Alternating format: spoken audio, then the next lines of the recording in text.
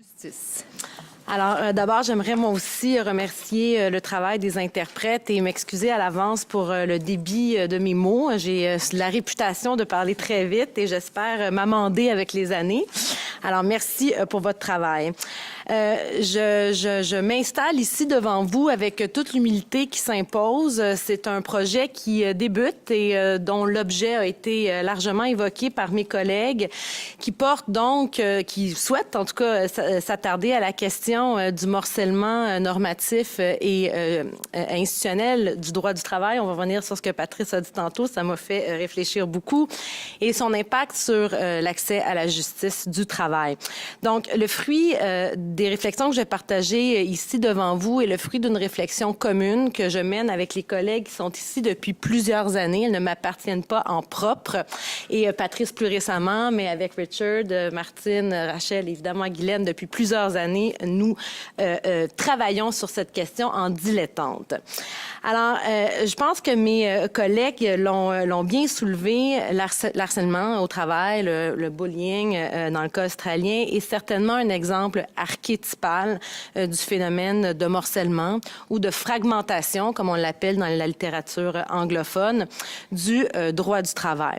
Donc, le morcellement du droit du travail, ou devrait-on dire le morcellement des sources juridiques s'appliquant au champ du travail salarié, je pense que c'est ça qu'il va falloir dire dorénavant à l'aune de ce que Patrice a évoqué tantôt, tient parfois, oui, de l'inflation des énoncés normatifs ou de la concurrence entre certaines institutions du travail, mais tient sans doute surtout du fait que ces sources du droit du travail entretiennent entre elles un rapport davantage historique que hiérarchique ou anarchique, pour faire écho à un colloque il y a plusieurs années qui a eu lieu à l'Université Laval.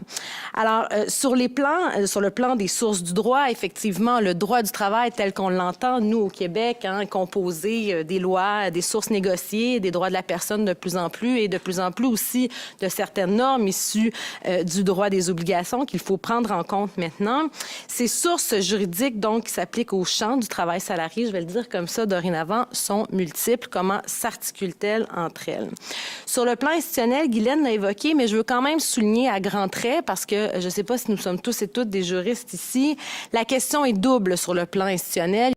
Des juridictions sur le plan juridictionnel, donc les tribunaux ou les instances susceptibles d'entendre les litiges, mais il y a aussi un important morcellement, fragmentation des acteurs institutionnels, que ce soit des organismes administratifs ou encore les associations syndicales qui sont susceptibles d'intervenir. Ça, il faut aussi le prendre en considération. Alors, ce qui est important de comprendre, et pour m'être baignée dans cette littérature-là un peu dans la dernière année, la question du morcellement n'est pas l'apanage du droit du travail. Le phénomène du morcellement ou de la fragmentation du droit a été largement théorisé dans d'autres domaines de droit et énormément aux États-Unis à l'aune d'une réflexion sur le droit administratif et le droit de l'environnement. Alors, ce sont des politologues américains qui ont beaucoup défini cette question de la fragmentation ou du morcellement qui, selon eux, peut prendre différentes formes. Et je vais vous les exposer et je vais tout de suite vous dire qu'à mon avis, le droit du travail, ou en tout cas le droit applicable au champ du travail salarié, je vais dire droit du travail pour des raisons d'efficacité, comporte un peu ces quatre formes, ou en tout cas ces quatre façons de comprendre le morcellement. D'abord, Busby, Farhang et Yever qualifient d'abord de possibilité d'un morcellement temporel. On constate un morcellement du droit. Pourquoi? Parce que la mise en place des instruments normatifs et des institutions assurant la mise en œuvre s'est faite de façon progressive et s'échelonne sur une très longue période de temps. Autre forme, et c'est vraiment une typologie explicative, c'est pas, ces formes de fragmentation-là ne sont pas nécessairement indépendantes les unes des autres. Un morcellement vertical, une multiplicité des acteurs institutionnels chargés de développer les instruments normatifs ou de les mettre en œuvre dans une perspective pyramidale, avec une hiérarchie des pouvoirs. Au Québec, on pourrait dire une hiérarchie des sources. Donc, éventuellement, les lois d'ordre public qui s'imposent, par exemple, à la convention collective. Un morcellement fonctionnement horizontal ou par sujet, où plusieurs autorités juridictionnelles ou plusieurs sont chargées finalement de surveiller différents instruments qui sont susceptibles d'être applicables à une même situation. Je pense que ça aussi, on en a fait largement écho aujourd'hui. Et un morcellement institutionnel qui, lui, est beaucoup moins travaillé dans la littérature de sciences politiques, mais je pense qu'il va nous intéresser hautement, c'est la question des institutions et acteurs qui sont définis très largement. Un acteur, au sens de cette théorie-là, peut être un groupe de citoyens, voire même un justiciable en lui-même, qui joue éventuellement un rôle dans la mise en œuvre du droit ou dans l'application du droit. Donc, qu'est-ce qui arrive concrètement? Qu'est-ce que ces politologues ont fini par mettre en lumière? C'est que ce phénomène de morcellement, de fragmentation, amène une complexité du droit qui engendre des conséquences et je pense qu'on peut bien les imaginer avec les exemples qui ont été évoqués ici. Alors, deux grandes catégories de conséquences qui sont pour moi vraiment deux façons de réfléchir à ce projet de recherche qu'on est en train de développer. D'abord, un effet sur de la gouvernance sur le plan institutionnel. Gouvernance, qu'est-ce que ça veut dire? Bien, que pour finalement naviguer dans ce paysage normatif, il faut des règles au sujet des règles. Et je pense que l'arrêt Caron est un exemple patent de cela. Deuxième effet de cette complexité, c'est l'impact de la légitimité du droit et de ses institutions aux yeux des justiciables. La légitimité décline, et ça, il y a des recherches qui l'ont documenté en droit administratif aux États-Unis. La légitimité décline en même temps que l'intelligibilité de la loi, créant donc un cynisme et un désintérêt envers le droit et ses institutions. Alors, si le droit du travail a sa fonction première, c'est celle de protection des salariés. Certains auraient même dit sa vocation, c'est la protection des salariés. Les règles, donc, effectivement, encadrant le rapport de travail salarié, n'appartiennent pas toutes à un ensemble normatif droit du travail. Et les juridictions susceptibles d'intervenir, et là, je pense que l'exemple évoqué par Patrice est patent, ne sont pas systématiquement des juridictions spécialisées du travail. Donc, quid, encore une fois ici, de la capacité dans ce contexte-là, de la fonction de protection ou de la vocation du droit du travail ou des sources applicables au travail salarié d'avoir un plein effet. Alors ici, la proposition de recherche pour comprendre les effets du morcellement du droit, c'est d'essayer de sortir de cette réflexion interne au sous-système juridique. Je ne vais pas rentrer dans des grandes acceptions théoriques, mais qu'est-ce que je veux dire par là? C'est qu'on a beaucoup réfléchi en droit du travail et moi, j'ai lu, en tout cas, ce qu'on a fait au Québec et en France sur l'articulation des sources, sur la détermination de la compétence juridictionnelle, une réflexion donc propre au système juridique en lui-même pour sortir finalement, pour comprendre l'incidence de ce morcellement sur l'accès à la justice de qui? Des destinataires de la fonction de protection. Donc, évidemment, le concept d'accès à la justice est un concept polymorphe, si je veux être poli, et je pourrais même dire, si j'avais envie d'être un peu, de me risquer un peu, est un terme très galvaudé, si vous voulez mon opinion, et qui a besoin de plus en plus d'être conceptualisé de façon concrète et opératoire. Donc, essentiellement, et c'est ce que je retiens finalement d'une lecture, disons, de la littérature, deux façons de concevoir l'accès à la justice. D'une part, l'accès effectif aux institutions chargées de la mise en œuvre du droit. Et là, attention, ce n'est pas ici seulement de penser à l'accès aux tribunaux ou de penser que l'accès à la justice suppose une judiciarisation systématique, mais plutôt un accès réel aux agents chargés de la mise en œuvre du droit. Et là, les agents chargés de la mise en œuvre du droit, dans d'autres contextes, dans une autre littérature que Richard maîtrise beaucoup mieux que moi, on peut aussi évoquer le parallèle avec la question des régulateurs et cette idée que l'employeur est aussi un acteur chargé de la mise en œuvre du droit, comme peuvent être les associations syndicales et les organismes administratifs chargés de la mise en œuvre du droit. Donc, premier élément de cet accès à la justice, de ce concept d'accès à la justice, l'accès effectif aux institutions chargées de la mise en œuvre. Deuxième élément de l'analyse portant sur l'accès à la justice, quelle perception ont les justiciables du droit et de ses institutions? Alors, encore une fois, c'est essentiel, il me semble, de réfléchir à l'incidence de la complexité sur le sentiment d'incompétence généré aux salariés. Comment, finalement, pour certains acteurs institutionnels également qui accompagnent ces destinataires de la fonction de protection, et je pense au premier chef, les associations syndicales, comment cette complexité-là est en train de créer une pression sur leur capacité d'action et sur les schémas d'action qu'ils sont capables de déployer. Or, évidemment, l'accès effectif aux institutions et la question des perceptions des justiciables ne sont pas deux facettes d'analyse disjointes, mais vraiment fonctionnent de façon dialogique. L'accès réel va avoir un impact sur nos perceptions vont avoir un impact sur l'accès réel.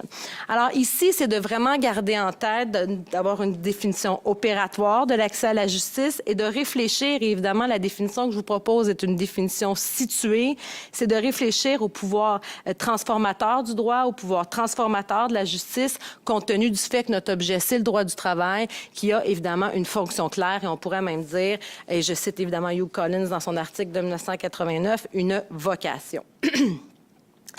Évidemment, cette réflexion-là, et c'est une critique claire qu'on peut faire à la problématisation ou à la question, aux intuitions de recherche, ça n'arrive pas dans un vacuum, ça arrive dans un contexte, d'affaiblissement syndical, de précarisation du travail et de fragmentation des milieux de travail ou de fissurage du milieu du travail, comme on l'évoque plus récemment, qui déjà d'avance fragilise la capacité des salariés de bénéficier de ces protections.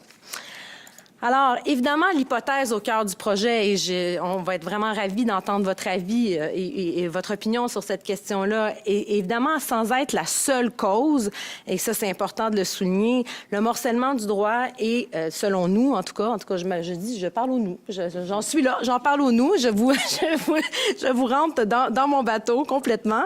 Alors, sans être la seule cause, le morcellement du droit du travail est susceptible, donc, de compromettre la fonction de protection du droit du travail. C'est une grosse hypothèse de départ, mais qui nous semble étayée quand même par les différents exemples qui vont constituer une des études de cas qu'on va faire dans le cadre de ce projet-là. En tout cas, souhaitons-le.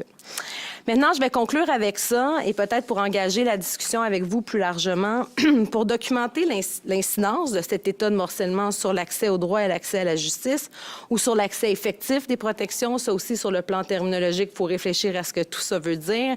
Il y a peut-être une première question qu'on peut se poser ou une première sous-question. Quels sont les facteurs susceptibles de favoriser ou de contrecarrer l'accès au droit et à la justice? Et là, la question, par exemple, là, je vais prendre l'exemple québécois pour les fins de la discussion. Est-ce que le morcellement du droit du travail n'est pas en train de créer une pression énorme? Et là, je ne connais pas assez le contexte français et le contexte australien pour voir si c'est une hypothèse valable, mais une pression énorme, par exemple, sur les syndicats qui font maintenant usage du droit dans une perspective stratégique ou encore qui font usage du droit de façon systématique de peur de voir leur responsabilité syndicale engagée et qui, à ce moment-là, ne réfléchissent plus en amont ou dans une perspective de prévention, comme l'a évoqué notamment Rachel, mais qui agissent vraiment de façon réactive constamment. Dans une deuxième sous-question qu'on peut se poser, et là, je pense qu'en milieu non syndiqué, cette hypothèse-là ne sera pas difficile à valider, cet effet de complexité, cet effet de morcellement, pour les personnes non syndiquées, il y a une précondition d'accès à des ressources d'accompagnement pour se débidouiller et essayer de comprendre le paysage normatif et institutionnel dans lequel s'inscrit la mise en œuvre du droit. Et si l'accès à des institutions ou l'accès à des ressources ou l'accès, je dirais même plus largement, à des connaissances expertes sur cette question-là va largement mettre en péril l'activation des protections. Autre question, et là, comment est-il possible dans ce contexte de morcellement de sortir d'une logique de compensation, une logique réactive à une logique plus préventive et comment, et ça évidemment c'est des intuitions qui viennent aussi de d'autres recherches qu'on a menées, à savoir en milieu syndiqué, sommes-nous en train de passer d'une logique où on tente de faire des gains par la négociation, par une logique de gain par la judiciarisation. Évidemment, un phénomène qui découle pas seulement du morcellement du droit, mais aussi d'une perte de rapport de force des associations syndicales pour les raisons raisons que j'ai pas besoin de vous nommer. Évidemment, cette question-là, est-ce que ça remet pas cette judiciarisation accrue? Est-ce que ça remet pas en cause la capacité, là, je vais citer un texte que Pierre Verge et Grégoire Moré ont écrit en 1991, est-ce que ça remet pas en cause la capacité des syndicats de jouer un rôle d'intermédiaire collectif dans la capacité de coordonner l'action de ses membres individuels pour atteindre un objectif commun? Autre enjeu, et Guylaine l'a évoqué, mais je veux le souligner, ça m'a été dit à de nombreuses reprises, comment le morcellement crée un phénomène de professionnalisation des représentants syndicaux qui, finalement, doivent effectivement maîtriser des cadres normatifs complexes. Donc, la difficulté d'avoir, comme ça a historiquement été le cas au Québec et je pense ailleurs aussi, d'avoir un phénomène bottom-up où il y a des représentants syndicaux qui sont capables de prendre des responsabilités sur le plan qui sont du plancher, finalement, et qui peuvent prendre des responsabilités de mise en œuvre. Est-ce que c'est possible dans un contexte de complexification dû à ce morcellement? Sommes-nous en train de penser d'une logique de foisonnement des normes, un affrontement entre celles-ci? Et là, je vais prendre ce que Richard nous a projeté dans un PowerPoint.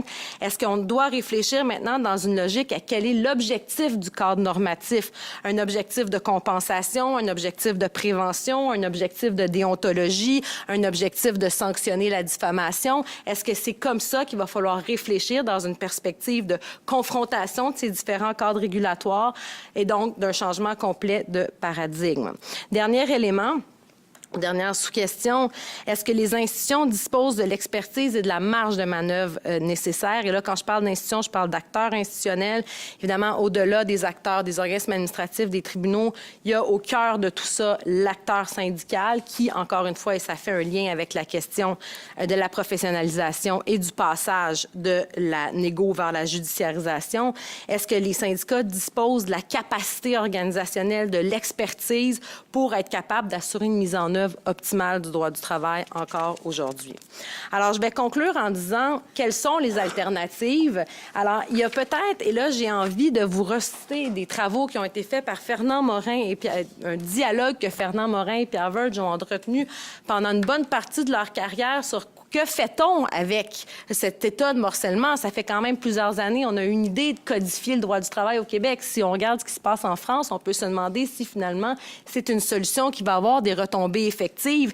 Est-ce qu'on doit considérer donc la codification des sources et l'unification des institutions assurant leur mise en œuvre au risque de perdre les bénéfices de l'importante spécialisation dont jouissent ces institutions? C'était une hypothèse qui a déjà été réfléchie, mais à l'aune de ce que d'autres expériences internationales nous montrent, c'est peut-être pas la voie à suivre non plus.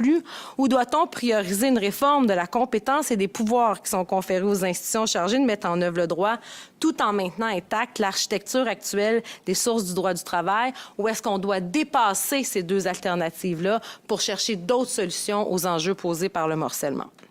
Merci beaucoup. Je pense que j'ai dépassé un peu. Merci beaucoup.